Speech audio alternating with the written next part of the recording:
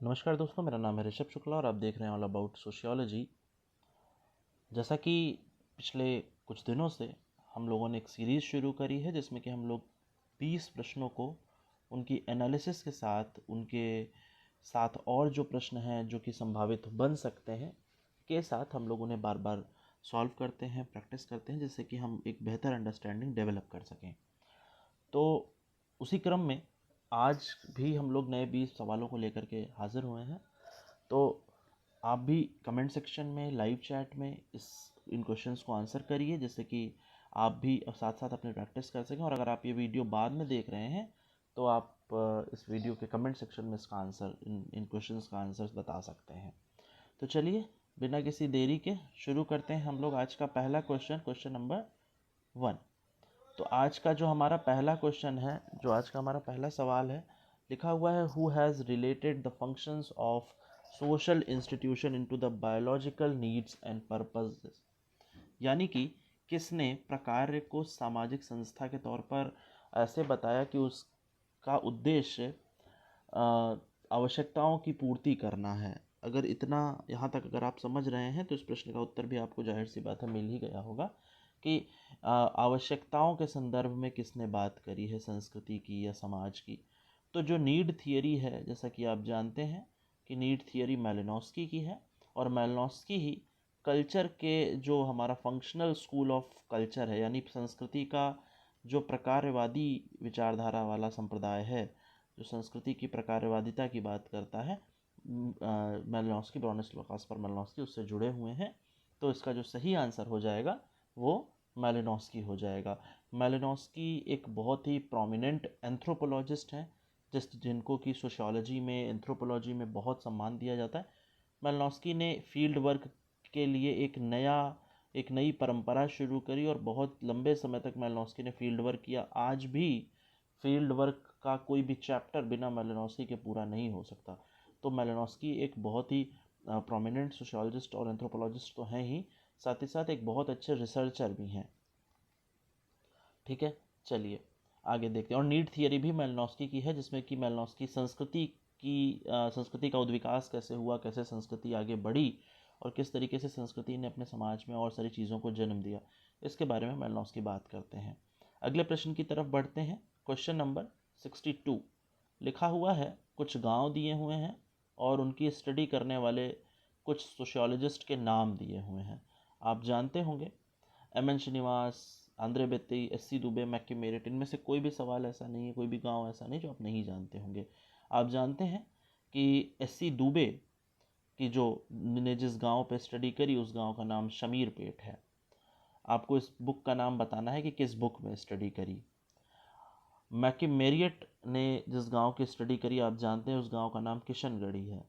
आपको बताना है कि इस बुक में स्टडी करी। एम.एन. श्रीनिवास ने जिस गांव की स्टडी करी उसका नाम रामपुरा है, जहाँ पर उन्होंने प्रभु जाति के बारे में बात करी, जहाँ पर उन्होंने संस्कृतिकरण के बारे में बात करी, है ना। आंद्रे बेत्तई ने जिस गांव पर स्टडी करी वो श्रीपुरम है, आप जानते हैं। आपको उसकी किताब का नाम बताना है जिस किताब में आंद्रे बेत्तई ने इन बातों का जिक्र किया है।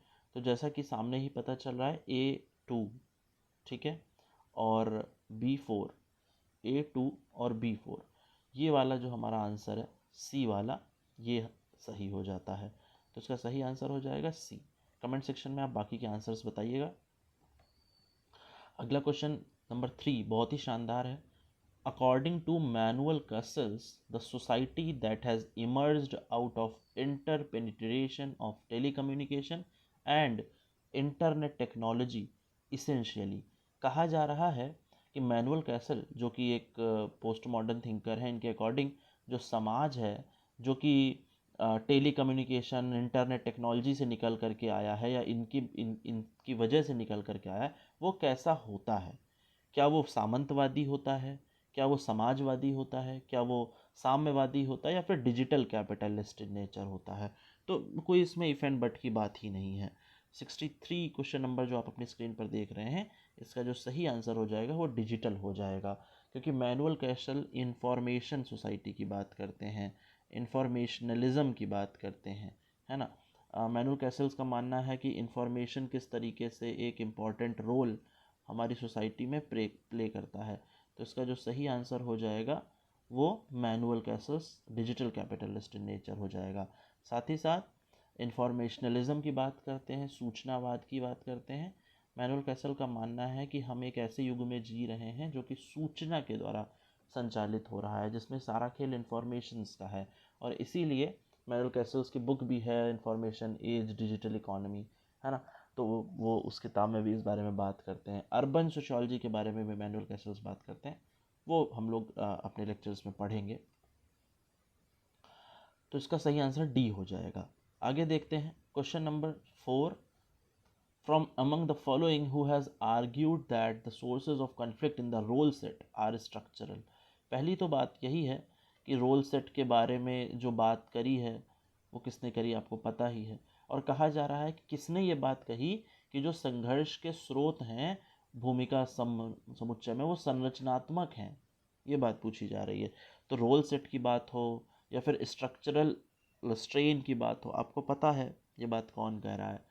तो इसका सही आंसर आर के मर्टन हो जाएगा, क्योंकि मर्टन रोल सेट के बारे में भी बताते हैं कि एक ऐसा भूमिकाओं का समुच्चय, जब बहुत सारी भूमिकाएं किसी एक ही व्यक्ति पर हैं तो उसे रोल सेट कहते हैं। साथ ही साथ यहाँ पर आपके लिए एक बोनस पॉइंट ये भी है कि स्ट्रक्चरल स्ट्रेन की जो थियरी है ना, जो यहाँ पर संरचनात्मक तनाव का जो सिद्धांत है, वो सिद्धांत भी रॉबर्ट किंग मर्टन ने ही दिया हुआ है, जिसको कि हम स्ट्रक्चरल स्ट्रेन थियरी कहते हैं। और फिर उसमें आप बताते हैं कि 5 तरीके के मीन्स और गोल्स के आधार पर कैसे समाज में तनाव होता है। तो कुल मिलाकर के जो इसका सही आंसर हो जाएगा वो आर के मर्टन हो जाएगा। और साथ ही साथ एक बात और आप ध्यान रखेंगे कि स्ट्रक्चरल स्ट्रेन जो थियरी है वो भी आर के मर्टन की ही है। ठीक है, अगले प्रश्न की तरफ बढ़ते हैं। Question number 65, snowball sampling method is a type of. पहली तो बात, स्नोबॉल सैम्पलिंग क्या होती है आपको पता होना चाहिए। पूछा गया है स्नोबॉल सैम्पलिंग किस प्रकार की सैम्पलिंग का एक प्रकार होता है। तो सैम्पलिंग के प्रकारों की बात करें तो प्रकार तो भैया 2 ही होते हैं। पहला प्रकार होता है जिसको कि हम प्रोबेबिलिटी सैम्पलिंग कहते हैं, यानी हिंदी में इसको कहा जाता है संभाव्यता निदर्शन। और दूसरा प्रकार जो होता है जिसको कहा जाता है गैर संभाव्यता निदर्शन। क्या होते हैं आइए जल्दी से आपको बता देते हैं। संभाव्यता निदर्शन वो निदर्शन होता है या वो सैम्पलिंग होती है जिसमें each and every units has its equal chance to being selected, यानी कि प्रोबेबिलिटी सैम्पलिंग वो होती है जहाँ पर हर इकाई के चुने जाने की समान संभावना होती है। हर इकाई के चुने जाने की जो समान संभावना है वो कहाँ पाई जाती है, वो पाई जाती है हमारी प्रोबेबिलिटी सैम्पलिंग में। लेकिन वहीं कई बार कुछ ऐसी भी सैम्पलिंग हमें देखने को मिलती हैं जैसे कि पर्पसिव सैम्पलिंग, जो उद्देश्यपूर्ण निदर्शन है, that is also a type of non probability sampling, है ना। तो जो इस तरीके के निदर्शन होते हैं जहाँ पर हर इकाई के चुने जाने की संभावना बराबर नहीं होती और रिसर्चर अपने इंटरेस्ट के अकॉर्डिंग, रिसर्चर अपने हिसाब से कुछ चीज़ों को सेलेक्ट कर लेता है, अपने अपने रिसर्च के अनुसार कुछ चीज़ों को सेलेक्ट कर लेता है, तो उसे पर्पसिव सैम्पलिंग कहते हैं। या फिर और जो हेडिंग में आती है वो नॉन प्रोबेबिलिटी सैम्पलिंग या फिर गैर संभाव्यता निदर्शन कहलाता है। तो यहाँ पर पूछा गया है कि स्नोबॉल किसका एक प्रकार है। अब आते हैं स्नोबॉल सैम्पलिंग पर। स्नोबॉल सैम्पलिंग क्या होती है, जैसा कि नाम से ही पता चला है, स्नोबॉल यानी बर्फ़ का एक गोला। अगर आपने कभी हिमस्खलन होते हुए देखा हो, जो पहाड़ों से जब बर्फ़ गिरती है तो बर्फ़ गिरते गिरते गिरते गिरते गिरते गिरते वो बड़ा सा गोला बना लेती है, और जब लास्ट में पहुंचती है तो एक बड़ा सा गोला जो भी उसके आगे आता है, यानी जब गोला शुरू होता है तब वो गोला छोटा होता है, और जब वो गोला अंत तक पहुंचता है तो धीरे धीरे बड़ा होता जाता है। स्नोबॉल सैम्पलिंग भी कुछ ऐसा ही है। कैसा है, इसमें कई बार जब हम ऐसी रिसर्च कर रहे होते हैं जिसमें कि हमें अपने रिस्पोंडेंट नहीं पता होते कि ये कौन होंगे, तो हमें एक ही आधा रिस्पोंडेंट पता होता है। तो इस प्रकार की रिसर्चेज में जहाँ पर हमें एक या कुछ रिस्पोंडेंट पता होते हैं तो हम क्या कहते हैं, हम जाते हैं उनके पास और कहते हैं कि भैया हमें और अपने जैसे लोगों के पास ले चलो। तो वो कहते हैं ठीक है, वो 2 लोगों के पास ले जाते हैं, उन 2 से फिर हम और 2 के पास जाते हैं, उन ये चेन बनती जाती है और धीरे धीरे धीरे धीरे हमारे पास रिस्पोंडेंट हो जाते हैं।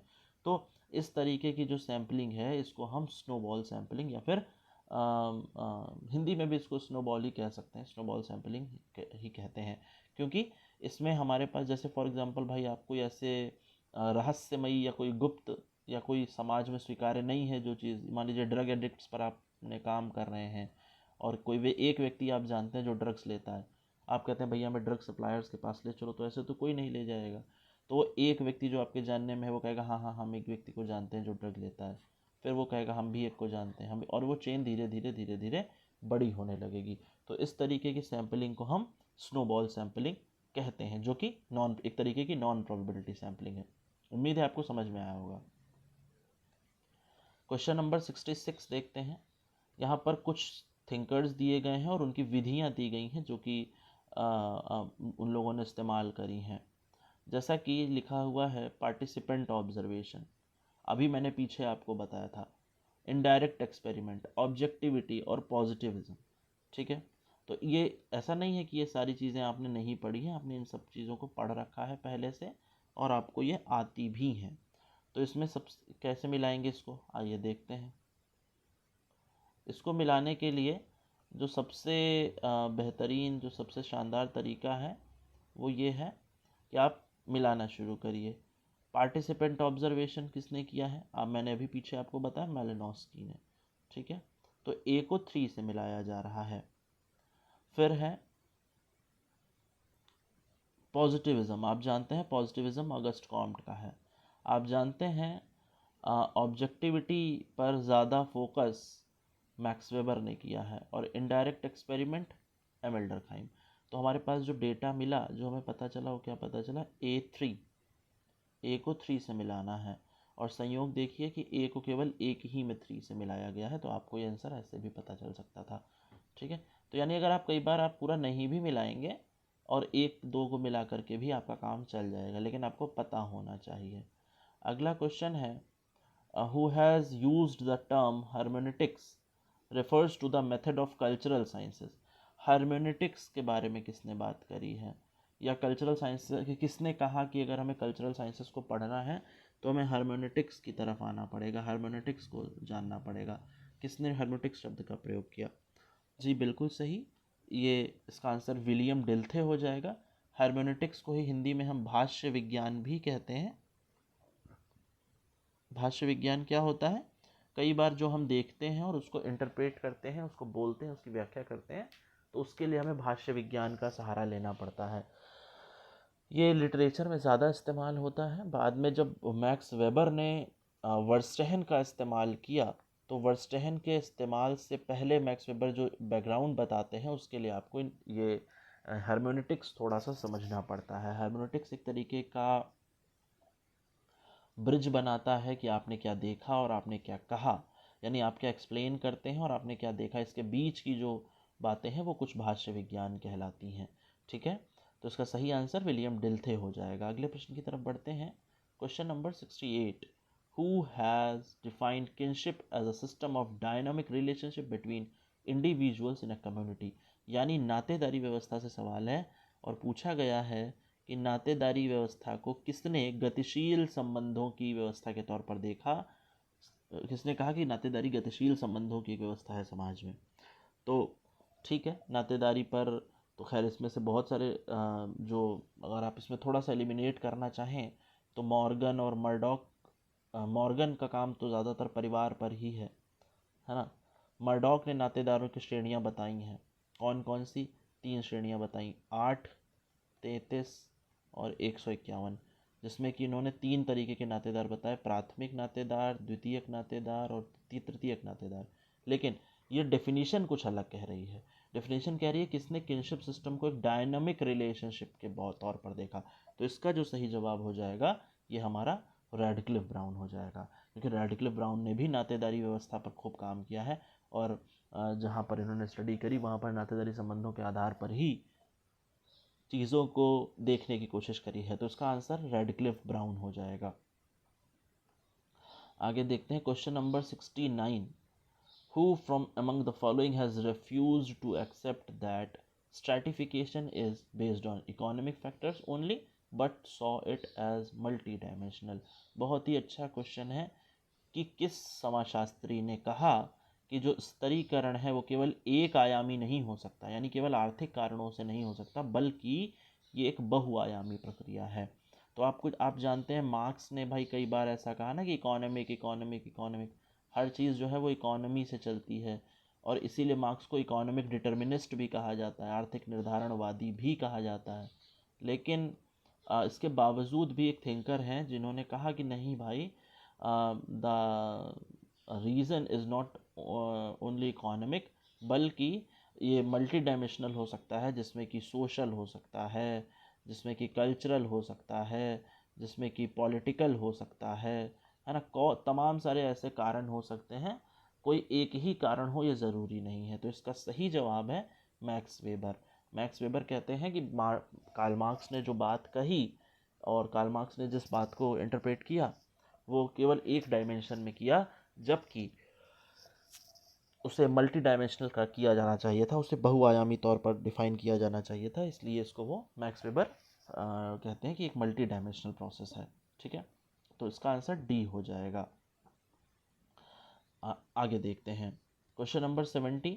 From among the following who has stated that sociology is the science with most methods and fewest result. ये आपके लिए इम्पोर्टेंट हो सकता है, मुझे ऐसा लग रहा है, आपके नेट के पेपर के लिए भी इम्पोर्टेंट हो सकता है। Sociology as the science with most methods and fewest result. किसने कहा? समाजशास्त्र एक ऐसा विज्ञान है जिसके पास मेथड तो बहुत सारे हैं लेकिन उसके पास रिजल्ट्स बहुत कम हैं। ठीक है, तो ये बात जो है थोड़ी सी नई बात है, तो ये तीनों तो नहीं लग रहे हैं आपको, है ना। थोड़ा सा नया, थोड़ी सी ट्रिक लगाइए यहाँ पर, और बिल्कुल नया नया सेंटेंस है, नया चीज़ है, तो नया थिंकर भी दिख रहा है तो चमक गया होगा।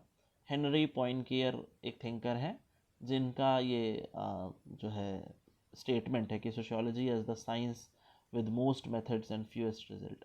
ठीक है, तो उसका सही आंसर ए हो जाएगा। आगे देखते हैं, who is set to be the major architect of social phenomenology. कितना बढ़िया क्वेश्चन है। सामाजिक प्रघटना शास्त्र, फिनोमेनोलॉजी तो आप जानते हैं ना, तो फिनोमेनोलॉजी के साथ दो नाम आ जाते हैं कई बार, हसरल का भी नाम आ जाता है और शुड्स का भी नाम आ जाता है, लेकिन यहाँ पर पूछा गया है who is set to be the major architect. अच्छा, केवल फिनोमेनोलॉजी नहीं लिखा हुआ है, सोशल फिनोमेनोलॉजी लिखा हुआ है, तो the answer will be Alfred Schutz. आपको बताना है कि अल्फ्रेड शुड्स की बुक कौन सी है। इसके अलावा अल्फ्रेड शुड्स के बहुत सारे कॉन्सेप्ट हैं, चाहे वो टिपिफिकेशन हो, चाहे वो स्टॉक ऑफ नॉलेज हो, चाहे वो बहुत सारे कॉन्सेप्ट अल्फ्रेड शुड्स ने बताया। रिलेशंस दो तरीके के बताते हैं। कमेंट सेक्शन में आपको अल्फ्रेड शुड्स की बुक बतानी है। ठीक है, आगे देखते हैं, अगले प्रश्न की तरफ बढ़ते हैं। Who has systematised distinction between ideology and utopia, different kinds of belief system. जो आपके नेट का सिलेबस है वो कुछ कुछ इन्हीं तरीके के क्वेश्चंस पर आ रहा है, और लगभग ये सारे ये सारे क्वेश्चंस आपके नेट के लिए इम्पोर्टेंट हैं। जो लोग किसी अन्य परीक्षा की भी तैयारी कर रहे हैं, सबका सिलेबस, क्योंकि विषय नहीं बदलता, विषय लगभग सबका समान ही रहता है, थोड़ा बहुत ऊपर नीचे हो जाता है। तो who has systematise distinction between ideology and utopia, किसने आइडियोलॉजी और यूटोपिया के में डिस्टिंक्शन किया, अंतर किया, तो इसका सही आंसर काइल मैनहीम हो जाएगा, क्योंकि काइल मैनहीम का बुक का नाम भी आइडियोलॉजी एंड यूटोपिया ही है। ठीक है, जिसमें कि ये 4 तरीके की आइडियोलॉजी और 4 तरीके की यूटोपिया बताते हैं। तो इसका सही आंसर आइडियोलॉजी एंड यूटोपिया हो जाएगा, जो कि काइल मैनहीम का है। क्वेश्चन नंबर 73 बहुत ही सरल आ गया है। Who has written the book structural anthropology. Structural anthropology आप सभी जानते हैं किसकी है, लेवी स्ट्रॉस की किताब है। लेवी स्ट्रॉस ने स्ट्रक्चरल एंथ्रोपोलॉजी नाम की किताब लिखी, जिसमें कि वो बताते हैं, और भी तमाम सारी किताबें हैं लेवी स्ट्रॉस की, स्ट्रक्चरल स्टडी ऑफ मिथ, और तमाम सारी बुक इन्होंने लिखी। तो लेवी स्ट्रॉस जो है मिथक के बारे में भी चर्चा करते हैं और बताते हैं जो संरचना है वो स्ट्रक्चर इज मॉडल, कैसे वो एक मॉडल के तौर पर काम करता है, उस बारे में वो बात करते हैं लेवी स्ट्रॉस। ठीक है, तो इसका सही आंसर लेवी स्ट्रॉस हो जाएगा। मिथक के बारे में भी चर्चा करते हैं और भी तमाम सारी बातें लेवी स्ट्रॉस ने जो है अपनी थियरीज में बताई हैं, वो हम लोग फर्दर अपने लेक्चर्स में देखेंगे। क्वेश्चन नंबर 74 की तरफ बढ़ते हैं। In the gram panchayat women reservation is to the extent of. अगर हम ग्राम पंचायतों की बात करें तो ग्राम पंचायतों में महिला रिजर्वेशन या फिर महिलाओं का रिजर्वेशन कितना बढ़ा दिया गया है, ये पूछा जा रहा है।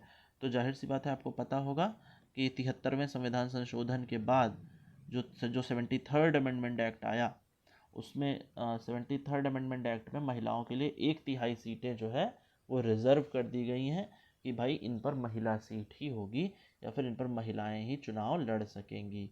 ठीक है, किस कमेटी के तहत ये काम हुआ वो कमेटी आपको कमेंट सेक्शन में बतानी, कौन सी समिति बनी थी वो आपको कमेंट सेक्शन में बताना है। अगला क्वेश्चन है, who has termed his approach as social behaviourism to distinguish it from the psychological behaviourism.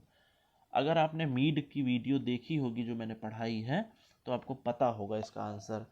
ठीक है, who has termed his approach as social behaviourism, सामाजिक व्यवहारवाद।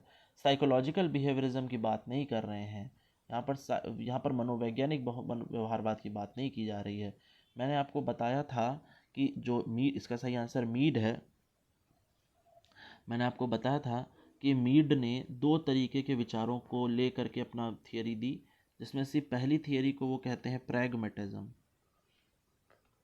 पहले थियरी को वो प्रैग्मेटिज्म कहते हैं, प्रयोजनवाद, जो कि जॉन डीवी का है। और दूसरी चीज़ बिहेवियरिज्म, जो कि जो जिसके बारे में बात हो रही है, व्यवहारवाद, जो कि जेबी वॉटसन जिसके बारे में चर्चा करते हैं। तो उसी चीज़ को लेकर के इन दोनों सिद्धांतों को मिला करके जिस साइकोलॉजिकल बिहेवियरिज्म से अलग करके सामाजिक व्यवहारवाद के तौर पर मीड जिस बात की चर्चा करते हैं, तो इसका सही आंसर मीड हो जाएगा, क्योंकि मीड ने सामाजिक व्यवहारवाद पर ज़्यादा फोकस किया। वो कह रहे हैं कि मनोवैज्ञानिक व्यवहारवाद से ज़्यादा सामाजिक व्यवहारवाद ज़रूरी है। ठीक है, आगे देखते हैं, आइए अगले सवाल की तरफ। क्वेश्चन नंबर 76 देखते हैं, who from among the following has viewed social action as clearly involving intervention of thought process. बड़ा ही अच्छा सवाल है। कौन ऐसा मानता है कि जो सामाजिक क्रिया है, कौन ऐसा मानता है कि जो सामाजिक क्रिया है वो कहीं ना कहीं हमारी वैचारिक प्रक्रियाओं का परिणाम है, हमारी वैचारिक प्रक्रियाओं से वो बनती है। ये बात कौन मान रहा है या किसका ऐसा मानना है? तो आपको पता होगा कि मीनिंगफुल एक्शन जिसके बारे में बात करते हैं कि अर्थपूर्ण सामाजिक क्रिया क्या होनी चाहिए या अर्थपूर्ण सामाजिक क्रिया क्या होती है, तो मीनिंगफुल एक्शन के बारे में एक ही व्यक्ति है जो बात करता है, जिनका नाम मैक्स वेबर है, जो कि टॉक्स अबाउट अर्थपूर्ण सामाजिक क्रिया, है ना, अर्थपूर्ण सामाजिक क्रिया के बारे में बात करते हैं। तो सोशल एक्शन वो कह रहे हैं किस तरीके से अर्थपूर्ण है। ठीक है, आगे देखते हैं क्वेश्चन नंबर 77। फिर लिस्ट है मैच करने के लिए, आपके पास बहुत सारे ऑप्शन हैं, बहुत सारे आपको पता है। वर्स्टेहन देखते ही शुरू हो जाइए। Verstehen from Max Weber, surplus value by Karl Marx, social fact by Durkheim and latent function by Merton. ठीक है, तो ए को जिसमें 4 से मिलाया गया हो, हम लोगों को उससे मतलब है, एक ही में मिलाया गया है ए को 4 से, तो the right answer will B D. ठीक है, आगे देखते हैं क्वेश्चन नंबर 78। बहुत ही सरल आ गया है, लिखा हुआ है the book the presentation of self in every day life. किसकी बुक है? The presentation of self in every day life आप जानते हैं किसकी बुक है?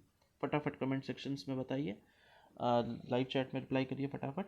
जो the presentation of self in every day life book है, ये किसकी है? ये बुक बिल्कुल सही इविंग गॉफमैन की है।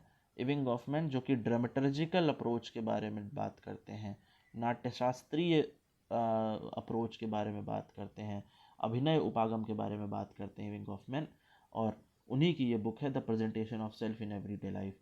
शुड्स की बुक अभी आपने पीछे पढ़ी थी, phenomenology of the social world, है ना। गारफिंकल की बुक आपको पता है, स्टडीज़ इन एथनोमेथोडोलॉजी। और गिडेंस की तो बहुत सारी किताबें हैं, चाहे वो कॉन्सिक्वेंसेज ऑफ मॉडर्निटी हो, चाहे वो कॉन्स्टिट्यूशन ऑफ सोसाइटी हो, चाहे वो new elementary forms of religious life हो, कुछ भी किताबें, वो सारी गिडेंस ने तो बहुत सारा काम किया है। ठीक है, आगे देखते हैं अगले प्रश्न की तरफ। क्वेश्चन नंबर 79 बहुत ही इंपॉर्टेंट क्वेश्चन है आपके नेट के पेपर के लिए। Who propounded the term public sociology? हालांकि आपको पता होगा, पुराना प्रचलित टर्म है। पब्लिक सोशियोलॉजी टर्म का प्रयोग किसने किया था? आपको पता है, अल्थूजर ने नहीं किया है, फूको और गिडेंस ने भी नहीं किया है, बचा कौन? बचते हैं माइकल बुरोवे। तो जो 79 नंबर क्वेश्चन है, इसका सही आंसर माइकल बुरोवे हो जाएगा, कि जो कि पब्लिक सोशियोलॉजी के बारे में बात करते हैं, पब्लिक सोशियोलॉजी को बताते हैं। आज का अंतिम प्रश्न देखते हैं, आज का लास्ट क्वेश्चन देखते हैं। who has considered the contribution of each element to the culture as a whole। यानी कौन ऐसा मानता है कि संस्कृति का प्रत्येक तत्व उस पूरे बड़े तत्व, उस पूरी बड़ी संरचना की तरफ या उस पूरे बड़े समग्रता को समर्पित होता है, उस पूरे समग्रता की तरफ कुछ न कुछ कंट्रीब्यूशन कर रहा होता है। आपको पता होगा कि ये बात तो कोई प्रकारवादी ही कह सकता है, और यहाँ पर एक ही व्यक्ति है जो संस्कृति के प्रकारवादी स्कूल से आता है, संस्कृति के प्रकारवाद की बात करता है, जिसका आंसर मालिनोव्स्की हो जाएगा। तो इसका सही जवाब मालिनोव्स्की हो जाएगा, क्योंकि उनका मानना था कि जो एक बड़ी संरचना, उसमें जो छोटे छोटे पार्ट्स हैं, ये सारे पार्ट्स मिलकर के उस संस्कृति को एज अ होल या उस पूरे समग्र को किस तरीके से जोड़ करके रखते हैं। तो ये आज के 20 क्वेश्चंस थे।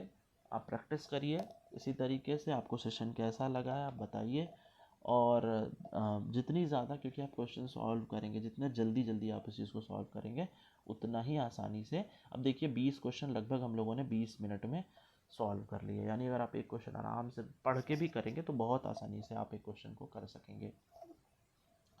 तो ठीक है, हम लोग कल के सेशन में फिर इसके आगे मिलेंगे। आपके कुछ सजेशंस हो, आप किसी टॉपिक पर वीडियो चाहते हो, वो मुझे बताइएगा।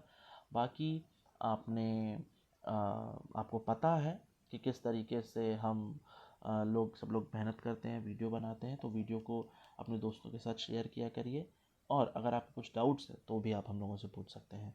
ठीक है, डिस्क्रिप्शन में हमारे सारे चैनल्स, सारे नंबर्स दिए हुए हैं, आप वहाँ पर हमें कमेंट करके, मैसेज करके हमसे बात कर सकते हैं। ठीक है, तो हम लोग मिलते हैं कल नई वीडियो में। तब तक के लिए ध्यान रखें अपना। Thank you so much.